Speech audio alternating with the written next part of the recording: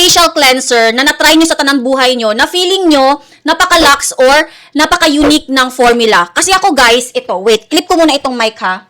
Itong Face Republic na Glow Gold Mineral Cleanser. Ganito yung itsura ng kanyang packaging. Ayan, klaro ba? Tapos, ito naman ang hitsura ng kanyang actual component. So, itong facial cleanser na to, this is gold infused. To be exact, guys, this contains 20 ppm of gold ingredient. Andito po banda nakasulat. And I want you to know na nung first time ko itong ginamit, as in, chinek ko talaga mga kapatids kung meron siyang gold specks. And meron talaga, guys.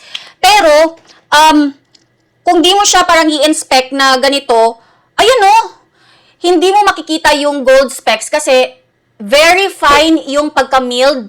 And I want you to know na kapag nilather mo to sa skin, hindi nakakasugat sa face itong mga gold specks na to. As in, ako mga kapatid, na-excite talaga ako every time na ginagamit ko to kasi meron nga siyang mga gold specks. Aside from gold na ingredient, this also contains brightening ingredients such as vitamin C and niacinamide. Meron din po itong mga antioxidants na skincare ingredients such as ginseng and rice bran extract. Sa 2 months ko pong pag-test ng facial cleanser na to, I'd say na this is best to those na merong dull, yung mga nakaka-experience na ng signs of aging katulad ko, yung merong mga fine lines and wrinkles, or meron na talagang matured skin, okay? Kasi itong facial cleanser na to guys, as in this is packed with antioxidant ingredients. As in supported talaga kapag i-check nyo po ang ingredients list ng facial cleanser na to. As in, makikita nyo guys na hindi lang po kinlame, okay? It's supported sa key ingredients. Tapos, it says here na this is dermatologically tested and vegan certified. Also guys, I want you to know na this is made in Korea, ayan, and ang content amount nito ay 100 ml. Maybe some of you will think na ay ang mahal ng facial wash na to. Pero I want you to know guys na yung pera na ibibili nyo dito, as in, it will last for how many months? Naka 2 months na ako guys sa paggamit ito, pero I think ganito pa karami ang laman.